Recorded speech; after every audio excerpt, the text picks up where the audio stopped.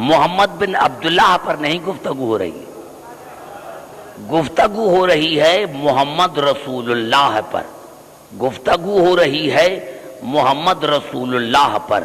اور میں نے یہی عرض کیا تھا، اور جہاں سے آج کی میری گفتگو شروع ہو رہی ہے، کہ ہر نبی کا کوئی نہ کوئی گواہ آیا، اور آج کی تقریر میری اس آیت سے شروع ہوتی ہے۔ میں نے عرض کیا تھا کہ لفظ شہید کی معنی حاضر ناظر کی ہے، شہید معنی حاضر ناظر۔ اب اللہ نے جب حضور اکرم کے لیے ارشاد فرمایا تو سورۃ نساء میں ارشاد ہوا فَكَيْفَ إِذَا جِئْنَا مِنْ كُلِّ أُمَّةٍ بِشَهِيدٍ وَجِئْنَا بِكَ عَلَىٰ هَٰؤُلَاءِ شَهِيدًا۔ میرے حبیب کیا حال ہوگا اس وقت جب ہر نبی اپنی امت پر شہید ہوں گے اور آپ تمام انبیاء پر شہید ہوں گے۔ ہر نبی اپنی اپنی امت پر گواہ ہوگا اور آپ تمام انبیاء پر گواہ ہوں گے۔ اب یہی فرق ہے رسول میں اور میرے مولا علی میں، کہ رسول انبیاء پر شہید ہے اور میرا مولا علی رسول پر شہید ہے۔ یعنی ایک جملے میں قبلہ عرض یہ کروں کہ جب تمام انبیاء کو نبوتیں مل رہی تھی تو رسول دیکھ رہا تھا، اور جب رسول کو نبوت مل رہی تھی تو علی دیکھ رہے تھے۔ سمجھ میں آ گئی بات؟ اب آئیے میرے دوستوں، میرے بزرگوں، کیا مسلمانوں نے کیا؟ میں وہی عرض کرنا چاہتا ہوں جو میرا مقصد ہے، کہ آج اگر میں عزاخانہ زہرا حیدرآباد دکن میں صرف ایک لفظ کہہ دوں تو شاید کل اخباروں میں آ جائے۔ اگر میں کہہ دوں کہ فلاں نبی رسول سے افضل تو کہیں گے کہ یہ کافر ہے، کیونکہ ہمارا رسول سید الانبیاء ہے۔ تو اگر واقعی آپ دل سے مانتے ہیں یا زبان سے؟ آئیے قبلہ قرآن حکیم کی طرف چلتا ہوں۔ مسلمانوں نے سب سے بڑی غلطی یہ کی جو میں نے عرض کیا تھا، اب جناب ابو طالب کو چھوڑ کر، کیونکہ میں نے ہر شخصیت پر گفتگو کی ہے، آج کی میری گفتگو ہے کہ مسلمانوں نے یہاں تک لکھا کہ حضور اکرم کے والدین جو تھے وہ کافر تھے۔ صرف کافر نہیں لکھا، ان کو جہنمی لکھا، کہ حضور اکرم کے والدین جو ہیں وہ جہنمی ہیں۔ تو پھر معاف کرنا، جو رسول اپنے والدین کو نہ چھڑا سکے وہ آپ کو کیا چھڑائے؟ توجہ چاہ رہا ہوں میرے قریب بیٹھنے والا، جو رسول اپنے والدین کو نہ بچا سکے وہ تمہاری شفاعت کیا کریں گے؟ اب آئیے الفاظ یہ ابھی پوری توجہ جہاں جہاں میری آواز آ رہی ہے، اور قبلہ علی نقی صاحب جعفری صاحب آئے ہیں قبلہ، تو میں عرض کرنا چاہتا ہوں بڑی خوشی ہوتی ہے جب علماء کرام میری تقریر میں آتے ہیں، تو مجھے خوشی ہوتی ہے کہ یہ ہمت افزائی بھی ہے، عزت افزائی بھی ہے، اور جب تمام مسلک کے علماء اکٹھے ہوتے ہیں تو مجھے زیادہ خوشی ہوتی ہے۔ چلتا ہوں میں قرآن حکیم کی طرف۔ یہ الفاظ ہیں سورۃ قصص کے، وَأَوْحَيْنَا إِلَىٰ أُمِّ مُوسَىٰ أَنْ أَرْضِعِهِ، اور ہم نے موسیٰ کی ماں کو وحی کی کہ اپنے بچے کو دودھ تم پلانا۔ شاید میں سمجھا نہیں سکا، دیکھو میں جو 5 تقریریں کی ہیں ان کا مقصد کیا ہے۔ وَأَوْحَيْنَا إِلَىٰ أُمِّ مُوسَىٰ أَنْ أَرْضِعِهِ، اور ہم نے موسیٰ کی ماں کو وحی کی کہ اپنے بچے کو دودھ تم پلانا۔ اگر اس آیت پڑھنے سے پہلے میں یہ کہتا کہ اللہ نے رسول کی والدہ پر وحی کی، علی کی والدہ پر وحی کی، ارے یہ کیسا؟ وحی تو نبی پر ہوتا ہے۔ تو میں آپ سے پوچھنا چاہتا ہوں، کیا جناب موسیٰ کی ماں نبی تھی؟ کیا جناب موسیٰ کی ماں وحی تھی؟ کیا جناب موسیٰ کی ماں نبی تھی کہ اس پر اللہ نے وحی کیا؟ اللہ نے فرمایا میں نے موسیٰ کی ماں پر وحی کیا کہ اپنے بیٹے کو دودھ تم پلانا۔ فَإِذَا خِفْتَ عَلَيْهِ فَأَلْقِيهِ فِي الْيَمِّ وَلَا تَخَافِي وَلَا تَحْزَنِي إِنَّا رَادُوهُ إِلَيْكِ وَجَاعِلُوهُ مِنَ الْمُرْسَلِينَ، اور بی بی ہاں ماں کا دل ہے، اگر ڈر ہو تو اپنے بچے کو دریا میں ڈال دینا، پانی میں ڈال دینا، اور میں اللہ تم سے وعدہ کرتا ہوں کہ یہ موسیٰ امانت ہے، تیری امانت ہے، اور میں تیری امانت کو آپ کے پاس واپس کروں گا، کیونکہ میں نے اس کو نبی بنایا ہے۔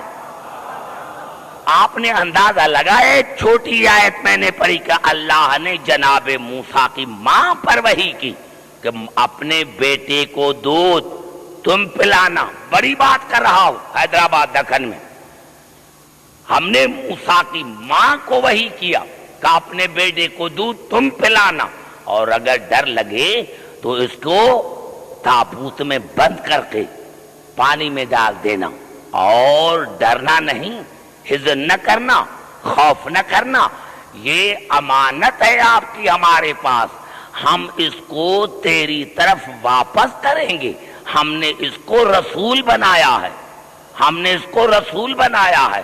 اور پھر اللہ نے ارشاد فرمایا وَحَرَّمْنَا عَلَيْهِ وَحَرَّمْنَا عَلَيْهِ، ہم نے تمام دائیوں کا دودھ اس پر حرام قرار دیا، ہم نے تمام دائیوں کا دودھ، پوری توجہ چاہ رہا ہوں، ہم نے تمام وَحَرَّمْنَا عَلَيْهِ من قبل، ہم نے تمام دائیوں کا دودھ اس پر حرام قرار دیا۔ ارے یہ تو موسیٰ کی، اور جناب موسیٰ جب پیدا ہوئے تو جناب لوخا نے، جناب موسیٰ کی والدہ نے اس کو تابوت میں بند کیا، دریا میں ڈال دیا، 3 دن سے لے کر 7 دن تک ہے کہ وہ دریا میں رہا، دریا میں رہا، تابوت تیرتا رہا۔ پہلے تو مسلمان بھائیوں سے کہنا چاہتا ہوں، ارے تم تو کہتے ہو کہ ہم رسول جیسے، ہم رسول جیسے، ہم رسول جیسے، تو آپ ایسے کریں کہ آپ کا کوئی بچہ پیدا ہو تو اس کو پیٹی میں بند کر کے دریا میں ڈال دو۔ کیوں؟ اگر تابوت میں سوراخ ہوتا تو پانی پڑ جاتا، تابوت ڈوب جاتا، اور اگر سوراخ نہیں تھا تو بغیر ہوا کے بچہ زندہ کیسے رہا؟ بچہ زندہ کیسے رہا؟ بچہ زندہ کیسے رہا؟ اور اللہ نے کہا قرآن میں کہ ماں کے بغیر کسی کا دودھ نہیں پیا، اور تم نے رسول کو 1 کا نہیں 7 کا 13 دائیوں کا دودھ پلایا۔ ارے حیا کرو، شرم کرو، جو موسیٰ ماں کے بغیر کسی غیر کا دودھ نہیں پیتا، جو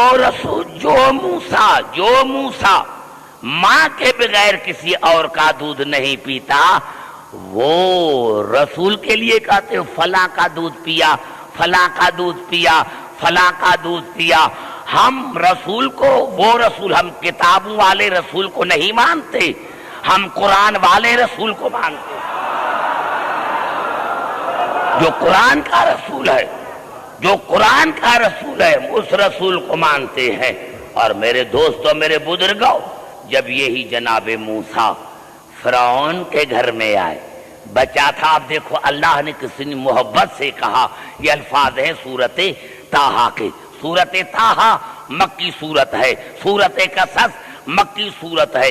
ارشاد ہوا وَأَلْقَيْتُ عَلَيْكَ مَحَبَّةً مِّنِّي، موسیٰ میں تم سے محبت کرتا، اللہ کہہ رہا ہے موسیٰ میں تم سے محبت کر رہا، موسیٰ میں تم سے محبت کر رہا ہوں، یہ نہ سمجھنا کہ میں تمہیں دشمن کے گھر میں بھیج رہا ہوں، توجہ چاہ رہا ہوں، موسیٰ میں تم سے محبت کر رہا ہوں، میں اللہ تم سے محبت کر رہا ہوں، یہ نہ سمجھنا کہ میں تمہیں دشمن کے گھر میں بھیج رہا ہوں، میں نے تمہارا انتظام پہلے کیا ہے، میں اللہ عادل ہوں، میں کبھی آسیہ کو فرعون کے گھر میں نہ بھیجتا، میں نے آسیہ کو فرعون کے گھر میں اسی لیے بھیجا ہے وَلْتُصْنِعَ عَلَىٰ عَيْنِي، تاکہ تیری پرورش میری آنکھوں کے سامنے ہو۔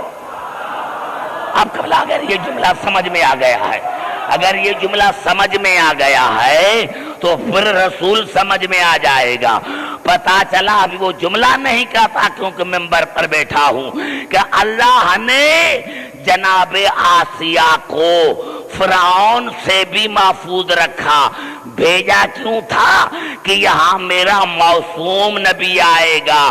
پتا چلا اللہ کا طریقہ یہ رہا ہے کہ اللہ پہلے معصوم کے آنے کا انتظام کرتا ہے پھر معصوم کو بھیجتا ہے.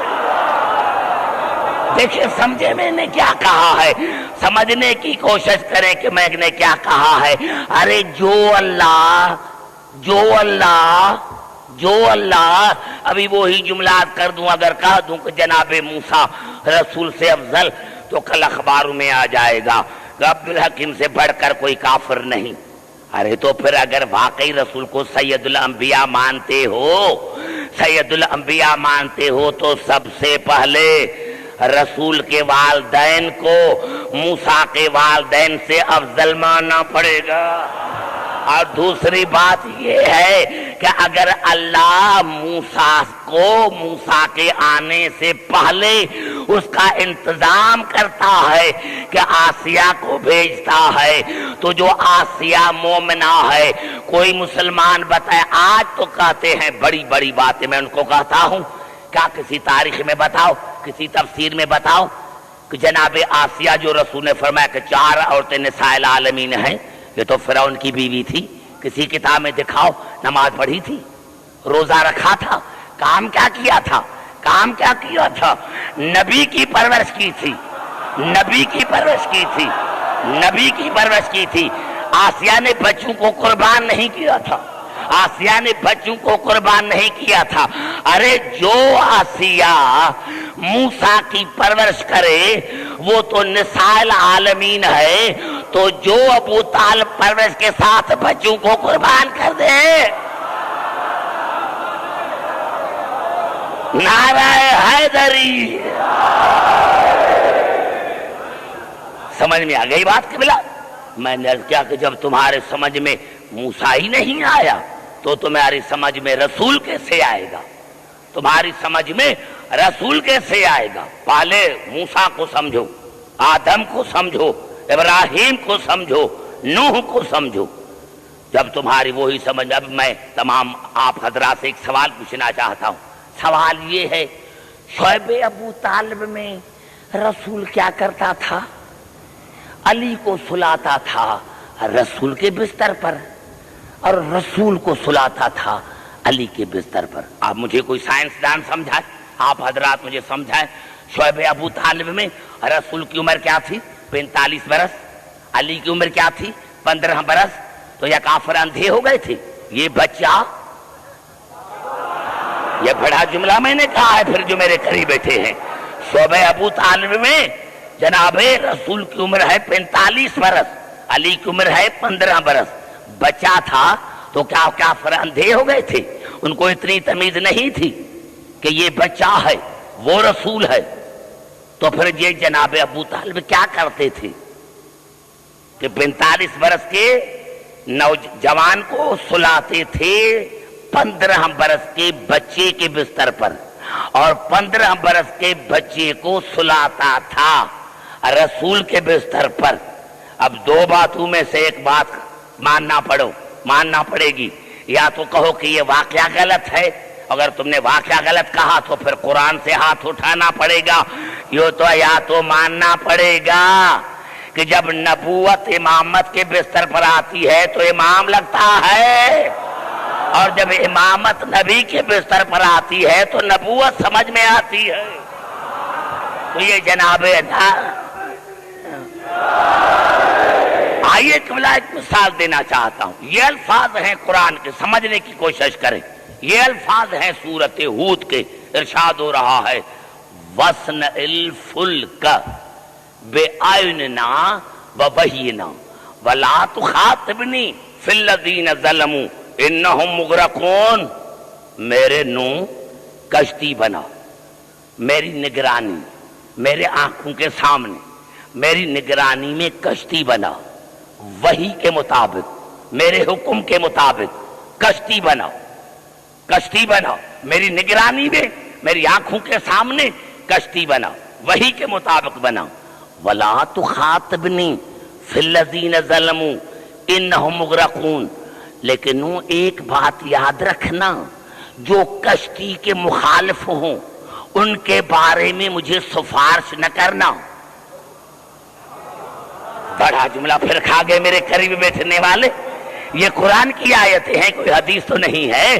نو کشتی بنا میری نظروں کے سامنے، میری آنکھوں کے سامنے، وہی کے مطابق بنا.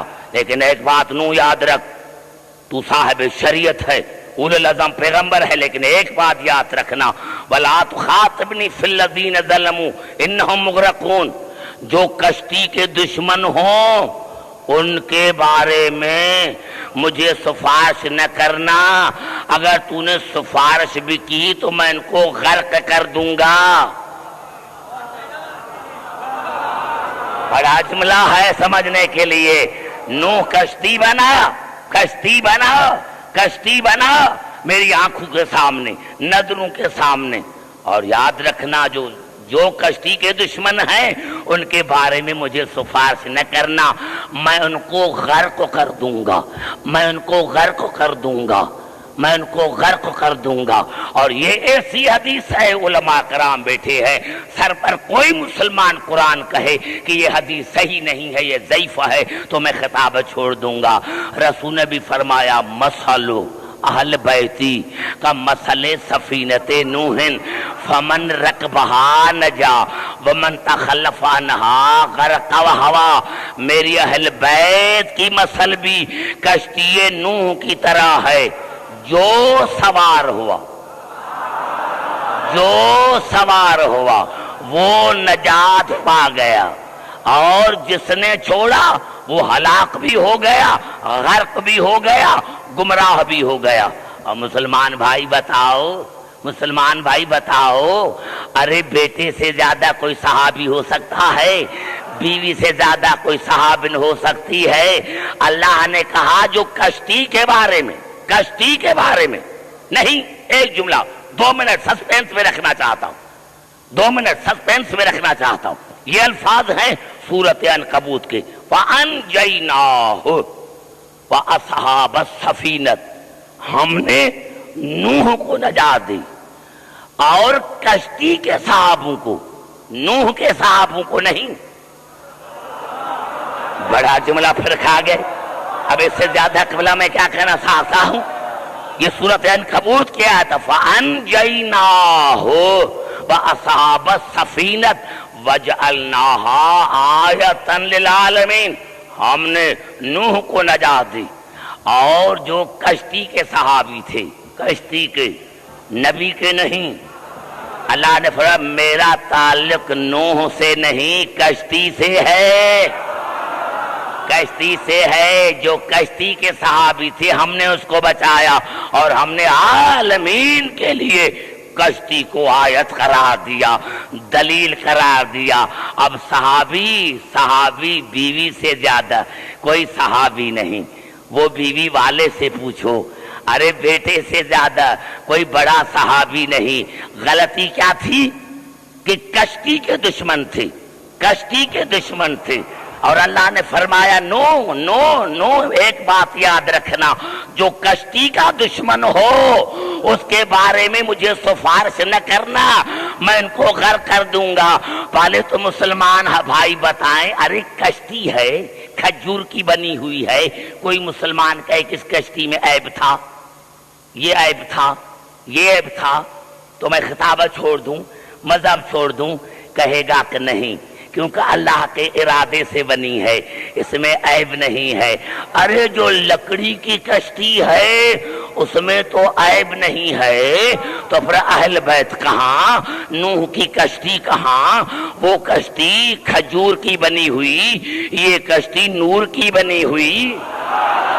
اس کشتی کا طوفان سے تعلق، اس کشتی کا قرآن سے تعلق، اس کشتی کا طوفان سے تعلق، اس کشتی کا قرآن سے تعلق. ارے اس کشتی کا ہر جنس سے الحاق تھا، اور یہ کشتی اہل بیت ہر رجس سے پاک، ہر جیسے پاک، ارے تم پر معاف کرنا جس نے نوح کی کشتی کو چھوڑا، چاہے نبی کی بیوی کیوں نہ ہو وہ غرق ہو جاتی ہے، تو پھر جس نے بھی اہل بیت کو چھوڑا،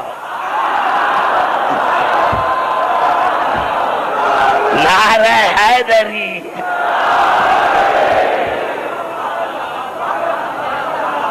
سمجھ میں آ گئی بات؟ ارے جناب نوح کی بیوی جناب نوح سے لڑی تو نہیں تھی، جنگ تو نہیں کی تھی،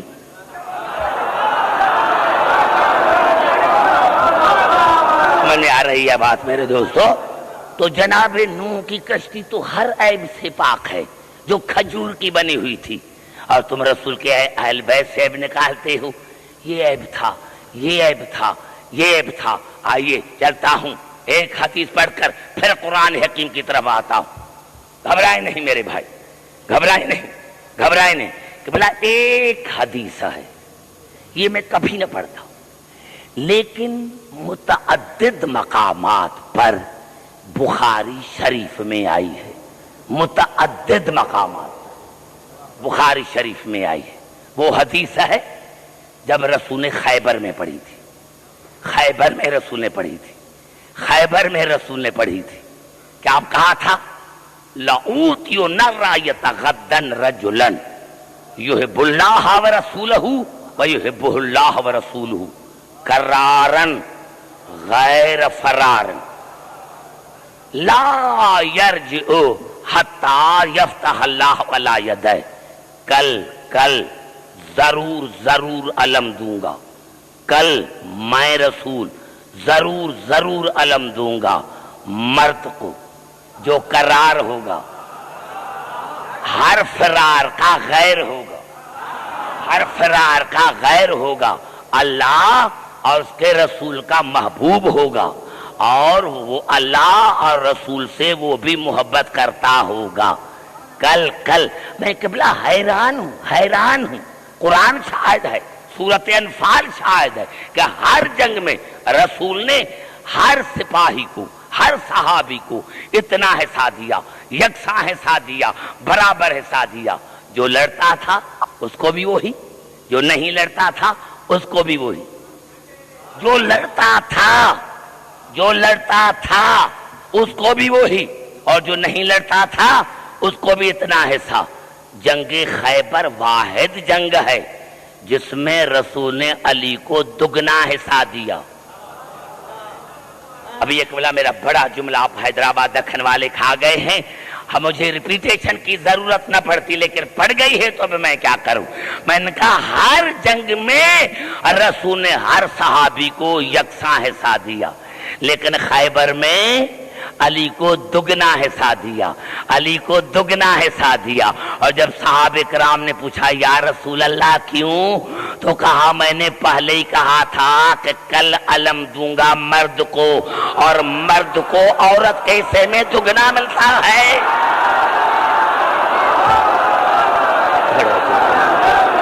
نعرہ حیدری۔